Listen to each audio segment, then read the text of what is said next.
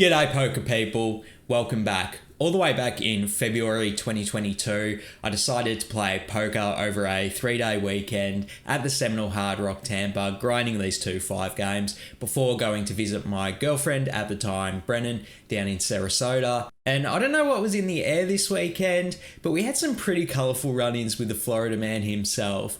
So let's not waste any more time and get in this action. Let's go! First hand up, we've got a cutoff straddle on, and the action folds to my under the gun, and I look down at the best hand, my favourite in all of poker, pocket aces, let's go. I make it 35, and then a tight aggressive hijack 3-bets it to 70, and then a tight aggressive cutoff calls. And the action's back on me here, and sometimes I like trapping with aces, but not multi-way, not out of position multi-way, so I go ahead and 4-bet it to 250, and then we get some really good news because the hijack 5-bets it to 525.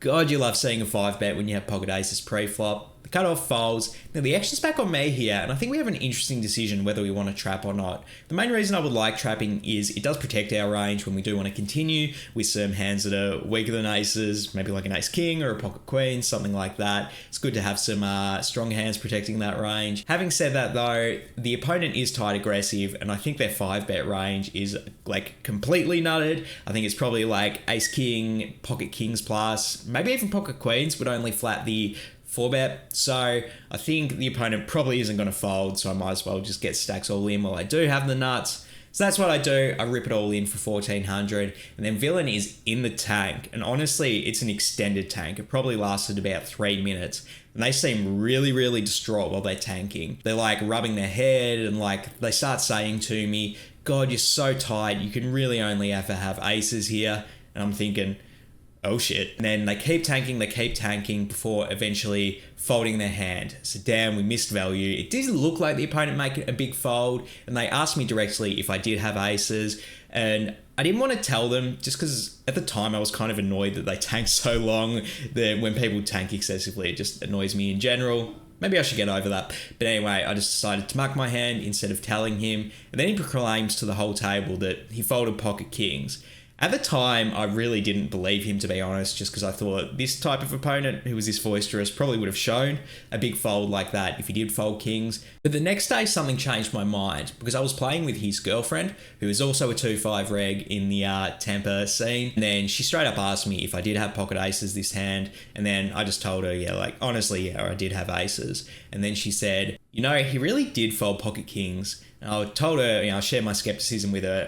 I don't know if I believe it just because he didn't show it. I feel like he probably would have shown it if he folded pocket kings pre-flop. And then she said to me, I actually believe him because he was complaining about it all night in bed last night. So that kind of made me a bit less skeptical. So I definitely think I did make a mistake by ripping it all in there. I mean, obviously the villain perceived me to be so tight that I only ever had aces there, which you might be right about in all fairness. I don't know if I'd be bluffing the opponent when they do have such a nutted range. So yeah, definitely a big mistake there, and probably going to have to look to rectify that a bit. Before we get into the next hand, I just wanted to take this opportunity to invite all of you to join the Anti-Gambling Gambling Club. Head over to lebets.com. We have a bunch of different anti-gambling gambling club t-shirts, hats, and hoodies in all different types of sizes and colors. So head over to lebets.com and join the club. But for now, let's get back into the gambling. Let's see if we can do a bit better in this next hand. This time there's a button straddle on and a passive big blind limps. I'm in the hijack with ace-9 of diamonds. I go ahead and raise it up to 60, and then we get no less than 3 different callers.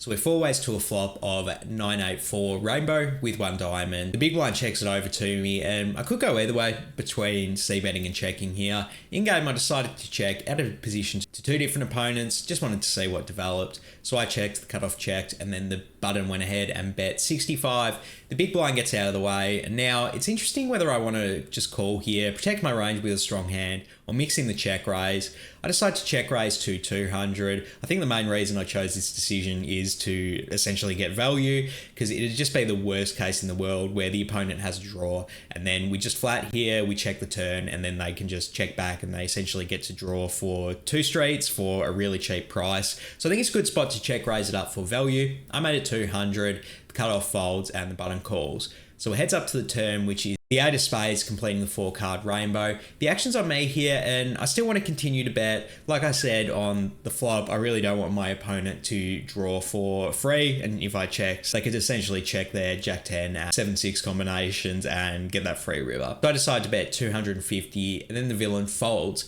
6-5 of diamonds face up. So yeah, they were calling with a lot of draws on the flop, and I was really happy that I check raised, because otherwise I don't think I'm getting much value from that hand. Next hand, we're playing a bit of regular 2-5-10, and then a passive under the gun player limps off of a very short stack, and the action folds to my cutoff with pocket sevens. I raise it up to 60, and then I get a call from a passive straddle, as well as the under the gun player just calls, leaving himself 40 behind in their stack. So we are 3 ways to a flop, and it's a good one. Ace King 7, let's go. We hit the set, and then something interesting happens because the straddle leads out for 75. Then the under the gun player calls all in for less, and the action's back on me here, and interesting whether we want to raise or just call in this spot. I think I prefer flatting just because raising is going to be so face up. The opponent can definitely fold an ace-x combination. Like, why would I be bluffing here? And the side pot's only 35 at this point. It just seems like maybe I wouldn't be bluffing for that small amount when the under the gun player obviously has something. So I feel like my hands maybe are a bit tied and I just have to flat in this spot. Although I could be talked out of that opinion. So if you disagree, let me know in the comments below. Regardless, we are now heads up. Turn is the ace of hearts. Another interesting turn.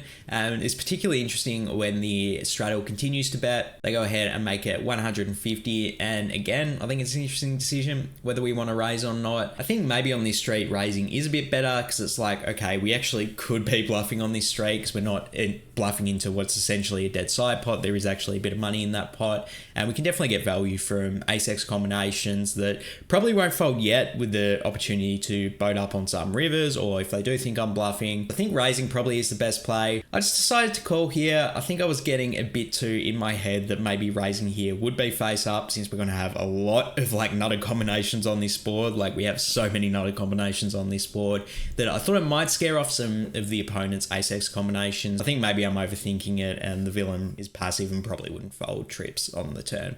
So I did just decide to call, but I think that's actually a pretty significant mistake. Regardless, sometimes you make mistakes in poker and you just have to play the hand where it is. We're heads up to a river, which is the Queen of Diamonds, which actually, I hate this river, to be honest. I actually do give the opponent credit for probably all the ace-queen offsuit combinations, as well as ace-queen suited combinations, being that they're passive and no one likes to 3-bet in Tampa. Also possible they could have ace-king, so we could have just been dead from the beginning, ace-7 as well. So when they continue betting for 200, now I think we've gotten to the point in the hand where raising for value would be too thin. And yeah, even if they are betting with like ace-10, ace-9, I really don't think that they're going to call a raise anyway at this point when it's going to be obvious. I have so many strong hands in this range, and obviously we're not going to be folding getting this price. Leaves me with one option, which is to just call here. Kind of disappointed that the pot's playing a lot smaller than it potentially could have if I took an aggressive line. Regardless, we do call and we do get to see the villain's hand, and they had ace-5 offsuit. So there you go. I think that's a hand that definitely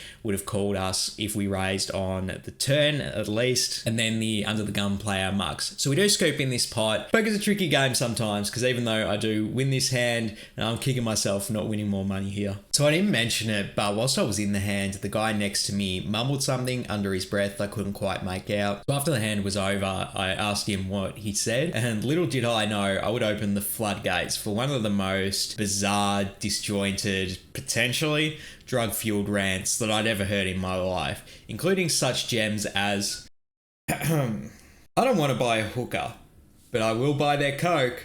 I'm assuming he means Coca-Cola here. I don't mean to be racist. Oh boy. But you and I, we're both white guys. We're never going to have any real trouble in life. So many people are on prescription medication these days. I think people are starting to wake up and realize, you know, just do a little bit of Coke, everything will be all right. This guy's really a big fan of Coca-Cola by the sounds of things. In life, if you fall off your bike, you just get back on and keep pedaling until the wheels blow off that motherfucker. If they try to arrest me, I'll tell them that they can have some. But you better save some for me too, buddy. So with Florida Man's words of wisdom fresh in my brain, I tried to play this next hand as best as I possibly could. So a tight aggressive hijack opens for 20 that I'm in the cutoff with pocket 8s. I 3-bet it up to 70 and then they call. So it heads up to a flop of Queen 9, 8 rainbow.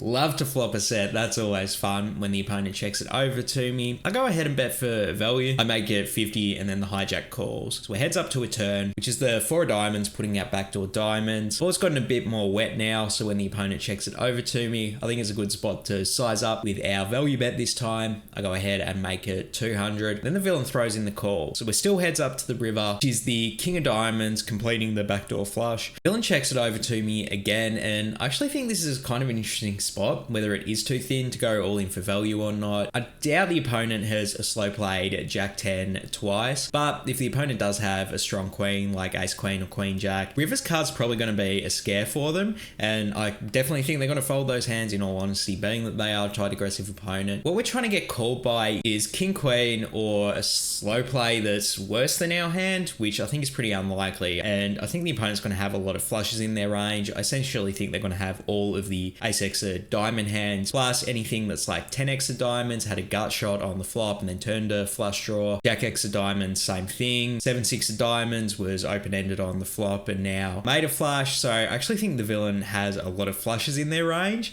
and they're like shoving for value with a set here might be too thin, as crazy as that seems. In game, I don't think I quite had the discipline to just check back a hand as strong as a set. So I rip it all in, hoping the opponent calls with King Queen specifically, and the opponent does snap call, which is very concerning. I show my pocket eights and then the villain shows 10-7 of diamonds. So damn, I did have the read that the opponent had a bunch of flush draws in their range. Turns out they had even more than I suspected, but yeah, definitely disappointed. I wish I went with my read here and acted a bit disciplined to check back my set. Next hand, under the gun, open limps, and then the action folds to my small blind with Ace Queen offsuit. I go ahead and make it 40, and then both the big blind and under the gun play a call. So we're 3 ways to a flop of Jack Jack 3 with 2 diamonds. I go ahead and check it, not really looking to c-bet this hand into 2 people, particularly since it's very likely we still do have the best hand. I check it, and then so do the villains. Then the turn is the 5 of hearts. Still don't see any reason to bet here. I check it, and the villains check as well. Pretty excited to get a free showdown at this point, to be honest, especially when the river is the 3 of clubs. I go ahead and check it again, as does the big blind, and I know what you're thinking, super exciting hand, Lee, what the fuck? Well, things get interesting on the river because the small blind goes ahead and bets 75. Now the action's on me, and I actually think this is a pretty interesting call or fold spot. So the opponent is essentially representing a 5x through pocket 10s hand, trying to get called by ace high. And something that I find a bit confusing is that, like, if they really want to get a call from ace high, why are they betting this large? It seems a bit suspicious to me. The other thing that I find suspicious is I think a lot of those hands I listed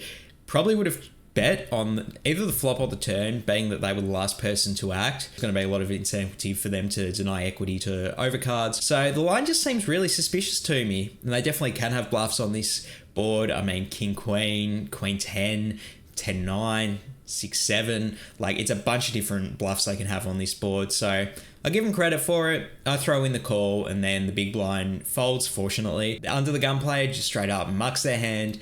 We make the call with ace high, we're good, and we don't even have to show it. Let's go. That wrapped up my Saturday night at the casino, and right when I was waiting in line to cash out my chips, I noticed a very loud and very drunk gentleman at the front of the line talking with a lady behind the cashier. I guess he was trying to flirt because he said, "Oh, I could flex on you, baby." And then the lady behind the counter sort of just like laughs it off, and then he goes to like the next cashier window where there's another lady, and he gets even more excited and he's like, "Oh, I could flex on you, baby." It was a very strange weekend at the casino, but I was definitely not discouraged. If anything, this behavior made me more enticed to put in more volume at the Seminole Hard Rock Tampa. So I was back the very next day in a 2-5 game where this hand happened. An unknown cutoff limps, and then a loose aggressive small blind raises it to 25. The action's on my big blind with 8-7 of diamonds. I think this is a great 3-bet spot. The small blind has been ISOing very wide,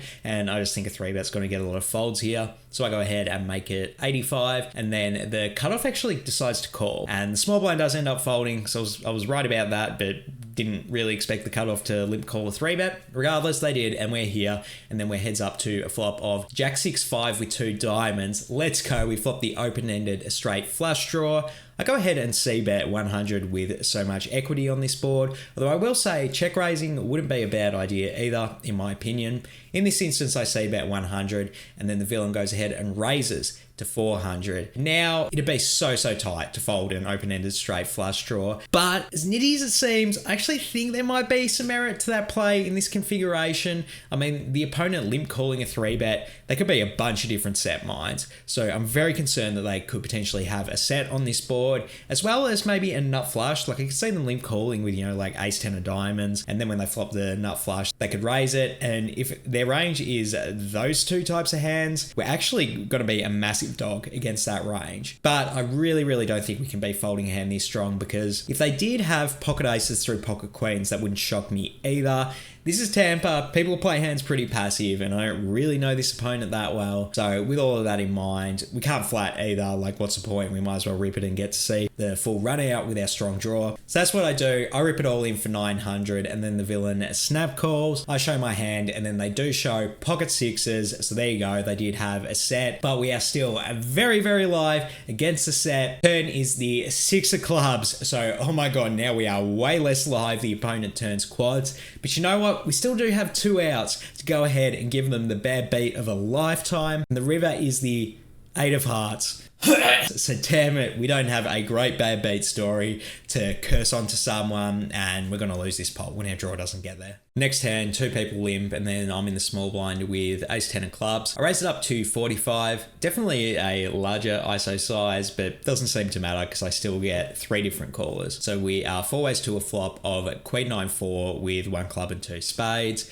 I decide to check it here. We've whiffed pretty hard and don't really want to c-bet bluff into 3 different people, but we do get a free card because everyone else checks, and I'm glad we did because the turn is the jack of clubs, giving us a royal flush draw to go with our open-ended straight draw. Let's go. Now we have a bunch of equity, and I think this is a good spot to start semi-bluffing. I go ahead and make it 100, and then only the under the gun limper calls. So we are heads up to the river. We've got another monster draw here. Can we get there this time? Nope, the river is the 4 of diamonds. But I don't know if we should give up on the hand just yet. This might be a good spot to go ahead and bluff. We do unblock spades, so the opponent is going to have a lot of natural folds with those, as well as a bunch of 10x combinations like Jack 10, 10 9. Those hands will definitely call on the turn, but it's going to be hard for them to call on the river when I'm going to have a lot of strong queens that checked on the flop, out of position, multi-way, and maybe even going for thin value with an ace-jack type hand. And I do think the opponent's queen X, like ace-queen, king-queen combinations, probably would have bet on the flop themselves. So basically what I'm saying, I think the opponent has a weak range, therefore I should bluff when I only have ace-high. I go ahead and make it 200, and then the under the gun players in the tank, probably about 30 seconds, before mucking their cards. Let's go! Next hand, a loose aggressive hijack makes it 25, and then I'm on the button with pocket kings, baby. Let's go. I go ahead and 3-bet it to 80, and then the tight aggressive big blind mixes in the cold 4-bet. They go ahead and make it 190. The hijack folds, the action's back on me here, and I think unlike the pocket aces hands previously, this spot is a clear-cut call. Not necessarily because we have a weaker hand with kings, but more so because we have a position here. I think I'll be flatting with aces as well as kings, as well as any other hand I want to continue with. So I throw in the call, and then we're heads up to a flop of 8-6-4 with 2 spades. Then the big blind checks it over to me, and in this spot, I definitely want to go ahead and bet for value. If the opponent has a worse overpair, they're definitely going to call. Plus, if they have ace king or ace queen, I don't necessarily think they'll fold to just 1 bet here, particularly if I don't bomb it. So I go ahead and bet 150, and then the villain does call. So we're still heads up to a turn, which is the queen of spades. The villain checks it over to me again here, and I think this is a good spot to continue betting for value. If the opponent did float the flop with ace queen, like obviously they're going to call on this turn. Plus, if they do have ace king with the ace of spades, then obviously they're going to call as well now that they've turned the nut flush. I check it in game. I think it's a pretty silly mistake. I think there's a bunch of worse hands we can get called by. I was just a bit overly concerned that, okay, now we lose to pocket queens as well well as a slow played pocket aces. And if the opponent did have like jacks through tens, that they probably would just fold to continued barreling here. But I think that's a bit too conservative, and I really should just be trying to get value from worse hands when it's very likely I do have the best hand here. And maybe even deny equity to my opponent if they do have like ace king with no spades, for example. So I make a pretty silly mistake here, in my opinion. I check it, and then we see the river, and it's an awful one. It is the ace of hearts.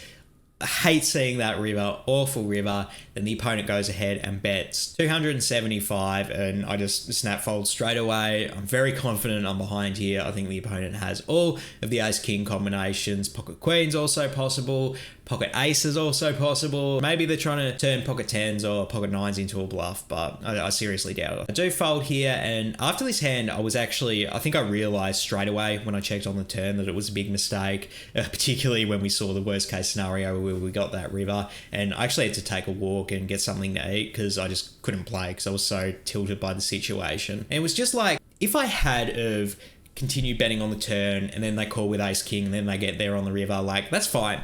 I wouldn't be tilted by that at all. But the fact I checked and let them draw for free, it just really, really pissed me off. Like, I pissed myself off that I gave them the opportunity to draw for free. And yeah, I should know better, and I should be just trying to get value when I have strong hands. And I was really upset in the moment, but after I came back about 20 minutes later after eating, I did feel a bit calmer and ready to tackle the next hand with a more level head. Next hand, a tight aggressive +1 makes it 20, and they get 3 different field callers, and then I'm in the big blind with my favorite hand, yet again, the pocket aces. Let's go. I go ahead and squeeze it up to 150, and then the +1 player folds, but all the other field calls call, which I wasn't quite expecting, but definitely not going to complain getting action with my favorite hand here.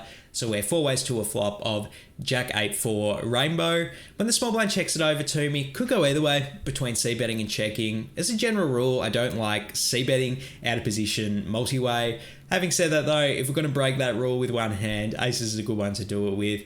I check in this instance, which if it is a mistake is probably only a minor one. So I check. The action checks to the cutoff, who goes ahead and bets 200. Small blind folds. The action's back on me here, and I think calling is a bit better than check raising here, just because this is a pretty dry board. 10-9's a straight draw, but there's just, besides that, there's only a few overcards to the jack left in the deck, and the board's going to be pretty static on the turn. So I think if they do have a jack X hand, maybe they'll continue betting on the turn anyway. So good spot to trap, in my opinion. Plus, wouldn't hate if they continue to bluff with some gut shots like queen 10 or something. So I throw in the call, and then it's just the cutoff and I heads up to the turn, which is the 6 of diamonds putting out backdoor diamonds. I check it over to them again, and then they check back pretty quickly. So it heads up to that river, which is the 5 of hearts. Now the action's on me here, and I think this is a pretty slam dunk bet spot. I think if the opponent checked a Jack X hand on the turn, they're definitely going to call a bet on the river when no overcards come to it, and they might put me on a ace king or ace queen high float. And if they do have a jack hand, they might bet it once they checks too, but I really don't think they're going to call the check raise. So I think I just need to bet out, and I need to bet big as well. So I go ahead and make it 600, which honestly might be a bit too small. Maybe I could get more value from a Jack X. Whatever the case, I made it 600 here, and then the villain calls pretty quickly.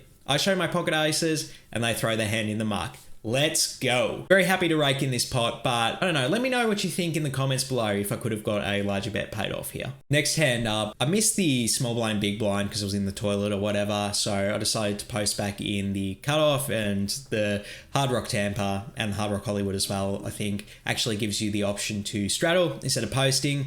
So we've got a cut-off straddle this hand, and it's me. So anyway, a tight aggressive button opens it for 30. They get 3 different field callers, and then the action's on my queen 10 of hearts, and I wouldn't hate flatting in this spot, but that's the boring option. I choose the fun option this time. I squeeze it up to 180, and then only the initial button raiser calls. So it heads up to a flop of King 8-4 rainbow with 1 heart. When the action's on me here, we're going to have a lot of strong king hands on this board, and we have almost no showdown value with our queen high here. So I think this is a good spot to mix in the c-bet bluff. I go ahead and make it 150, and the button does call. So we go heads up to the turn, which is the 7 of diamonds putting out backdoor diamonds. Now the action's on me again, and I think it's kind of interesting whether we want to continue to bluff or not. I mean, we still have absolute trash showdown value with our queen high and very low equity as well. Kind of makes me not want to bluff. I would kind of rather bluff with something that has more equity, like backdoor diamonds. Jack 10 suited as well has a lot more equity than this specific hand does. Like if my opponent does have a hand that's king queen or better, we're essentially just dead to it with queen 10. So that kind of makes me want to shut down, but at the same time, I do think a bet here will get a lot of folds from the villain. If they have anything that's pocket queens through pocket nines, it's got to be really hard for them to call another barrel when I do have all the strong king X combinations in my hand. So it could go either way here. In game, I was feeling aggressive for whatever reason. I put in the double barrel. I go ahead and make it 350. Then the villain calls. So really didn't like that. I like it even less when the river is the king of diamonds here. The reason I say I like that even less is I think the opponent's going to have a lot of king X combinations in their range here, plus some backdoor diamonds as well. If my read was that they were folding all the pocket queens through pocket 9 combinations on the turn, I think their range here is like pretty nutted, so I do decide to give up on the bluff here. I check it over to the opponent and then they go all in, and that makes me pretty relieved that I didn't decide to bluff them, because like I said, they have a lot of strong hands on this board and we really are not going to be able to hero call with queen high, obviously. So I end up folding, and I do like that I showed the restraint on the river to not continue bluffing, but I don't know, maybe I was one street too late and I should have shut down on the turn. Let me know what you think in the comments below. So that wrapped up my 3-day weekend before driving down to Sarasota to spend a few nights with Brennan down there, and that was a lot of fun. As much as I love playing poker, I had more fun dating her, to be honest, when we were down there in Sarasota. Don't worry though, once I got back to Tampa, I was straight in that poker action. To see what happened in my next video, make sure you hit subscribe to get that video when it comes out. But for now, I'm out of here. Peace.